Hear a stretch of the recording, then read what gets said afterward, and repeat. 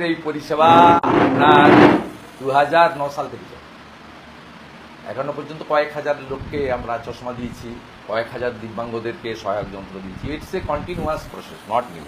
আর প্রত্যেক দিন কার্যালয়গুলো থেকে, এখানে 3টে বড় কার্যালয় রয়েছে, সেখান থেকে হাজার হাজার মানুষকে ওষুধ কিনে দেওয়া হয়। 21 দিন করে ওষুধ কিনে দেওয়া হয়। আমি আজকে বলে গেলাম 1 মাসের করে কিনে দিতে, মানে কন্টিনিউ দেওয়া হয়, একসঙ্গে 21 দিনে দেওয়া হয়। এটা নতুন নয়, এটা শিকড় খুব গভীরে। হ্যাঁ, শিকড় খুব গভীরে, এটা চিন্তার কোনো কারণ নেই। আমি তো দিই 9 সাল থেকে। আমার তো নন্দীগ্রামের মানুষ, তার যে আত্মবলিদান করেছেন, তাদের যে কন্ট্রিবিউশন, তারা অত্যাচারিত হয়েছেন, সেই রক্ত দেখেই সেবা দেওয়ার মানসিকতা হয়। 2007 সাল জোড়ে 2008 সালেও, এমনকি 2010 সালেও নিশিকান্ত মণ্ডলের হত্যা, এবং রিসেন্ট পাস্টও 2021-এ আমাকে ভোট দেওয়ার জন্য হিন্দু দেবব্রত মাইতিকে খুন করা হয়েছে। বিজেপি করার অপরাধে তফসিলি মাকে খুন করা হয়েছে, বিধর্মী জিহাদিরা খুন করেছে প্রতিবেলায়। অতএব আমরা এইসব দেখেই এই সেবা কার্য এখানে করি। তার সাথে সাথে রাম মন্দির নির্মাণ তো সূচনা হয়ে গেছিল, বর্ষা চলে গেছে, সেখানে কাজও শুরু হয়ে গেছে। বলছি দাদা, নন্দীগ্রাম 2 নম্বর ব্লকের বিদুলিয়াতে যে পরিবেশ শ্রমিক মারা গেছিল, তারপরে একটা কথা উঠেছিল যে ওইখানকার সাধারণ মানুষ নাকি ডায়মন্ড হারবার মডেলে অভিষেক ব্যানার্জি হেলথ ক্যাম্পটা চাইছে। ওখানকার কিছু মানুষও এবার বলছিল, একটা সোশ্যাল মিডিয়াতে একটা ভাইরাল হয়েছে। কি করুন না ভাই, চুরির পয়সা আছে, করতে না বলছি। এক্সপায়ারি ওষুধ দেবেন না, ভুয়া ডাক্তার আনবেন না, করুন না। সরকার তো প্রাইমারি হেলথ সেন্টারগুলোতে ওষুধ পায় না কেন? আর কেউ চায়নি, ওসব সাজানো। কালকে তো ওই পরিবারে আমি গেছিলাম, তো আমাদের পরিবার। তারপর প্রদীপ মান্নাকে দিয়ে আপনাদের একটা চটিচাটা চ্যানেলে দেখিয়েছিলেন জি 24 ঘন্টা। এখন চাঁটছে বেশি, কলকাতা টিভি আর নিউজ 18-এর সঙ্গে কম্পিটিশন করে। সে জি 24 ঘন্টা লাইভ করছে না, জি 24 ঘন্টাতে যে প্রদীপ মান্না বলেছিল, ওকে আমি ফোন করেছিলাম, বললো হ্যাঁ বিপিএসসিতে ওষুধ নাই।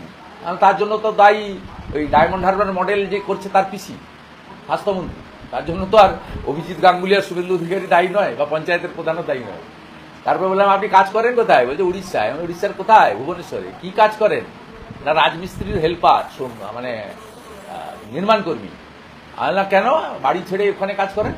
তাহলে এখানে কেন করবো? কোনোদিন কাজ পাওয়া যায়, কোনোদিন কাজ পাওয়া যায় না। 300 টাকার বেশি লেবারে পাওয়া যায় না। উড়িষ্যাতে 700 টাকা পায় লেবার, 1000 টাকা পায় মিস্ত্রি। আমি ওই জন্য আছি। বলে উড়িষ্যাতে সরকার কার? বিজেপি।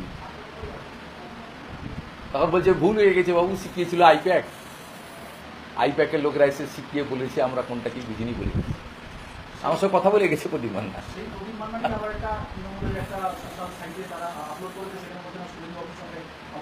হ্যাঁ, শুভঙ্করের ফোন থেকে কথা হয়েছে, হলদিয়া হাইকোর্টে ল ক্লার্ক শুভঙ্করকে জিজ্ঞেস করুন। শুভঙ্করের কাছে চলে যান, চিল্লগ্রামে বাড়ি। আজকে রোববারও কোর্টে যায়নি। আছে হিন্দু অধিকারীকে মিথ্যা কথা বলার দরকার। কোনো হিন্দু ভোট দেবে না তৃণমূলকে। 8200 লিড ছিল।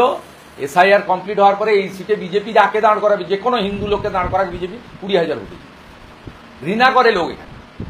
দেবব্রত মাইতি, রথিবালা আড়ি, তার মৃত্যু লোক ভুলে যায়নি। রিসেন্ট বলছে, আগের কথা ছেড়ে দেন। হিন্দু বলে মেরেছে ওরা, কেউ বিজেপির কোনো কর্মকর্তা ছিল না, সাধারণ লোক ছিল। শুধু হিন্দু বলে খুন করে দিয়ে গেছে, মোটরসাইকেল করে এসে।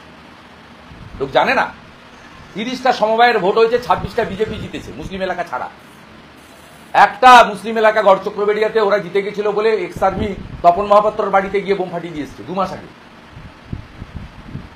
হিন্দুরা এখানে আতঙ্ক থাকে তৃণমূল নামক বস্তুটার কাছ থেকে।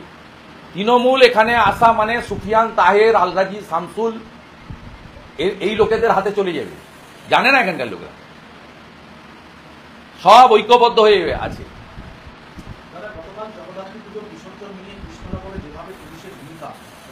গত পরশু দিন ওইটা ভাষা, এই অমলেন্দু হ্যাঁ পাঠিয়েছিল তো, আমার বহু লোককে ডিস্টার্ব করার জন্য পাঠিয়েছিল মমতা। ওকে আর অমরনাথ যেখানে যায় ওকে নিয়ে যায়। অমরনাথের মাল তুলে কিছু নির্দিষ্ট আইসি, জলেশ্বর ছিল, রিটায়ার করেছে নবদ্বীপে, ওখানে জায়গা কিনেছে, ভোটে দাঁড়াবে। আর এই অমলেন্দু অমরনাথ যেখানে যেখানে যায়, এই চিটিংবাজ ছোকরাটা একে নিয়ে যায় অমলেন্দু। আর এর ভাষা এইরকম। এর আগে জাঙ্গিপাড়াতেও জয় শ্রীরাম বলবেন কেন, এই একই কাজ করেছিল। এই ডিএনএ টেস্ট করতে হবে, এই অরিজিনাল হিন্দু কিনা দেখতে হবে। এই ভাষা কৃষ্ণনগরের মতো শিক্ষিত ঐতিহ্যবাহী এলাকায়।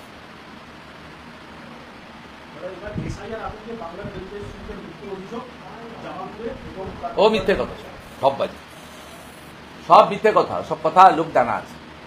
দাদা, ভগবানপুরে গতকাল বেসরকারি স্কুলে ছাত্রের মৃত্যু, সপ্তম শ্রেণীর ছাত্রের, বাড়ির লোক বলছে মেরে জমি দিয়েছে। বাড়ির লোকের অভিযোগে নিরপেক্ষ তদন্ত হওয়া উচিত, আমি দাবি করবো, আশাও করবো, আর আমি খোঁজ নেব। ভগবানপুরের কোথায়, 1 নম্বর ব্লক না ভীমেশ্বরী 1 নম্বর ব্লকে, আমি খোঁজ নেবো, আমাদের ওখানে লোকাল লোকজন আছে, আমি পাঠাচ্ছিলাম। দাদা, এশিয়ার যেদিন শুরু হচ্ছে সেই দিনই পথে নামছে মমতা বন্দ্যোপাধ্যায়। তাতে কি হয়েছে? 100 দিনের কাজের লোকরা থাকবে, ওনার বিশেষ কমিউনিটির যে শান্তির ভোটার ছেলেরা আছে তারা থাকবে। কার কি হয়েছে? চোর চিটিংবাজ যারা হাঁটবে, কি হয়েছে? পুলিশ দড়ি করে বেড়া দেবে। এই যে 6টে সেদিন গেছিল, কোনো লোক ছিল না, 2000 পুলিশকে আনা হয়েছিল ইউনিফর্মে, সিভিল মানে ড্রেসে, টি শার্ট পরে, জিন্স পরে, হাফ শার্ট পরে, ফুল শার্ট পরে। লোক অভাব পড়লে মনোজ বার্মা, শান্তনু সিনহা বিশ্বাস সাপ্লাই দিয়ে দিবে, পুলিশ থেকে দিয়ে দিবে 3-4 হাজার লোক, হেঁটে দিবেন আর আপনারা লাইক করবেন। দাদা, বারুইপুর পশ্চিম বিধানসভা উত্তর গোলাপুর গ্রাম পঞ্চায়েতের তৃণমূলের পঞ্চায়েত সদস্য শ্রাবণ মণ্ডল, যিনি ধোকাগাছি আইসিডিএস এর সেন্টার শিক্ষিকা, তাকেও গ্রেপ্তার করা হয়েছে। আর একজন পঞ্চায়েত সমিতির যিনি সদস্য রয়েছেন ভারতী মাইতি, বারুইপুর পঞ্চায়েত সমিতির সদস্য, তাকেও গ্রেপ্তার করা হয়েছে। বিএলও তো করেছে, ইলেকশন কমিশন রিপোর্টও চাইছে, রিপোর্টে বলে দিচ্ছে আমরা তৃণমূল করি না। এখানে লোকালি বিজেপি কমপ্লেন করেছিল নন্দীগ্রামে খোকন সিট, এ পরিচিত তৃণমূলের এখানে একজন কর্মী বা স্থানীয় স্তরের নেতৃত্ব।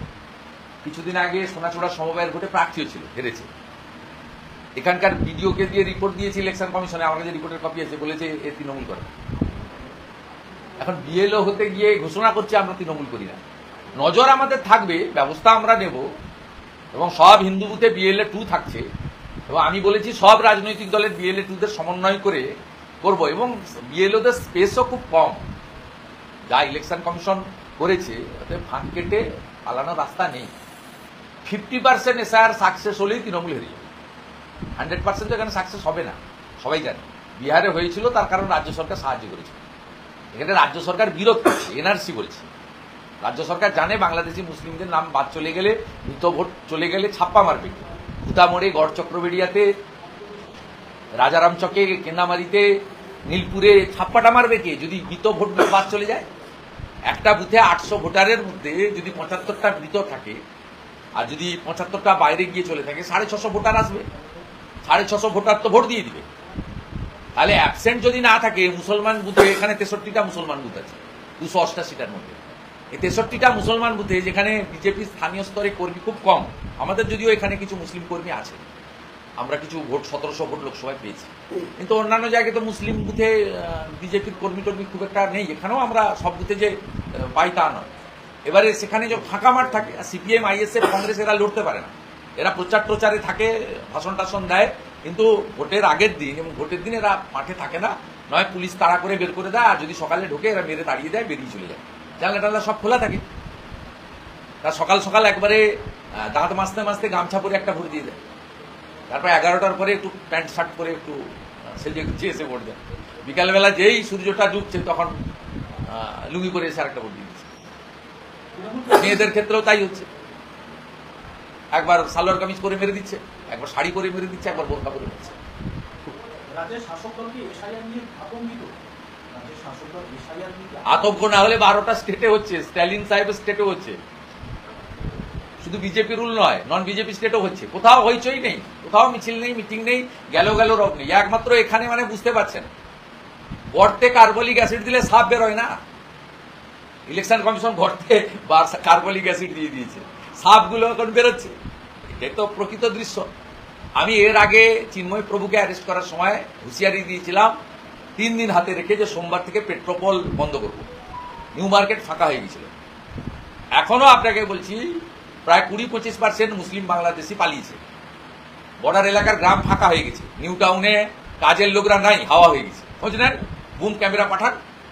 আজকেও বলছি পালাও, এখনো হাতে 24 ঘন্টা আছে। 4 তারিখের আগে পালাও। 4 তারিখে ফর্ম ডিস্ট্রিবিউশন হওয়ার পরে ফর্ম যখন রিটার্ন আসবে, যে ফর্মগুলো রিটার্ন আসবে না বাংলাদেশি মুসলিম, তাদেরকে তো বিএসএফ রিপোর্ট করবে, তারা তো অনুপ্রবেশকারী। অতএব পালিয়ে যান, আর হিন্দুদের কিচ্ছু চিন্তা করতে হবে না। সিএতে অ্যাপ্লাই করুন, বাকিটা আমরা বুঝে নেব।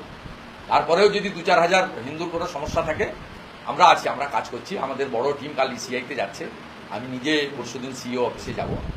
আমরা সব নজর রেখেছি, আপনাদের সমস্ত হিন্দু শরণার্থীদের প্রোটেকশন দেবো, আমরা একদম গুনে গুনে দেবো। তারপরেও যদি 5 জনও বাকি থাকে আপনারা আপিলে যাবেন সিইও অফিসে, ইলেকশন কমিশনে, যা করার আপনারা করবেন। আমরা একদম আগামী 1 মাস আমাদের নর্মাল পলিটিক্যাল ডিউটি, আমাদের জনপ্রতিনিধির কাজের সাথে আমরা এটাকে নিয়ে সুন্দরভাবে মনিটরিং করব এবং প্রত্যেকটা জেনুইন ভোটারকে প্রোটেকশন দেবো, সে ভারতীয় যারা হিন্দু হতে পারে, মুসলিম হতে পারে, আর বাংলাদেশ থেকে আসা হিন্দু শরণার্থীদের ফুল প্রোটেকশন দেবো। পাটোয়া 258 নম্বর বুথের যদি বিএলও ছিলেন পুরাণচন্দ্র ঘোষ, তৃণমূলের বুথ সভাপতি ছিলেন, বিজেপি তরফ থেকে অভিযোগ করা হয়েছিল অবশ্যই তাদের সরিয়ে দেওয়া হয়, তার থেকে বুথের বিএলও নিয়োগ করা হয়। আবার একটা ভালো নিয়ম মেনে চলা হয়, শুধু তৃণমূলের নয়, যদি অন্য দলেরও কোনো কার্যকর্তা পঞ্চায়েত মেম্বার থাকে তারও নিজে থেকে ছেড়ে দেওয়া উচিত। সেটা যদি বিজেপিরও 2-5 জন থেকে থাকে, এত নাম তো 80,500 প্রত্যেকের মুখস্থ নেই, আমি অনুরোধ করবো ছেড়ে দেওয়া উচিত। ইলেকশন কমিশনের গাইডলাইন স্বচ্ছতা প্রত্যেকের মেনে চলা উচিত এবং বিএলওদেরও কোনো পলিটিক্যাল পার্টির কথা না শুনে ইলেকশন কমিশনের গাইডলাইন টোটো ফলো করা উচিত। গাইডলাইনের বাইরে কোনো ভিডিও এটা ওটা বলছে খুশি করার জন্য আইপ্যাককে, অন্তত ওদের কথা শুনবেন না। একদম ইলেকশন কমিশনের লিখিত গাইডলাইন, তার বাইরে বিএলওরা দয়া করে যাবেন না। বিহারে বহু বিএলও বিপদে পড়েছে, এফআইআর হয়েছে, অ্যারেস্ট হয়েছে। আপনাদেরকে বলছি, আর আপনাদের সুরক্ষা দেওয়ার দায়িত্ব ইলেকশন কমিশনে, রাজ্য সরকার কথা দিয়েছে, রাজ্য পুলিশ যদি সুরক্ষা না পান, আক্রান্ত হন, তাহলে নিশ্চিতভাবে ইলেকশন কমিশনেরও দ্বারস্থ হন এবং বিরোধী দলনেতা আমারও দ্বারস্থ হতে পারেন, বা আমার দ্বারস্থ হওয়ার দরকার নেই, আমি ওই টার্মে বলি না, আমি সেবক। আপনারা আমাকে জানাতে পারেন, আমি দলমত বর্ণ ধর্ম নির্বিশেষে সব বিএলএ-দের পাশে লাগাবো। 4 তারিখে পানিহাটিতে আপনার কর্মসূচি 4 তারিখে কর্মসূচি স্বাভাবিকভাবে বাতিল করেছে ভাইপোর নির্দেশে। আমাদের জেলা সভাপতি আগামীকাল কোর্টে যাচ্ছে। আমরা হাইকোর্ট করে কাকদ্বীপের আদায় করেছি। আগামীকাল কাকদ্বীপে 2টোর সময় কর্মসূচির ডাক দেওয়া হয়েছে, আমি 3টায় পৌঁছাবো। একটি মিছিল হবে, বড় মিছিল, এবং হাইকোর্টের যে নির্দেশ 6,000 লোকের মধ্যে সীমাবদ্ধ রেখেই মিছিল হবে এবং কর্মসূচি হবে। আমরা 5টার মধ্যে কর্মসূচি শেষ করব এবং আগামীকালের কর্মসূচির জন্য রিজেক্ট যেহেতু করেছে, আমাদের জেলা সভাপতি হাইকোর্টে যাচ্ছেন। বুধবারের বর্ধমানের কর্মসূচি আছে, সেই কর্মসূচিরও যদি অনুমোদন না পাওয়া যায় সেটাতেও আমরা হাইকোর্টের দ্বারস্থ হব। যতক্ষণ না এনসিসি চালু হচ্ছে, বিশেষ করে বিজেপি এবং বিরোধী দলনেতার কর্মসূচির পারমিশন এরা দেবে না আমরা জানি। আমার ইতিমধ্যে 90 পেরিয়ে গেছে, আরও এমসিসি চালু পর্যন্ত এই সংখ্যাটা আরও 20-30-এর জায়গায় যেতে পারে, এটা আমি আশঙ্কা করছি। চা খাবো না।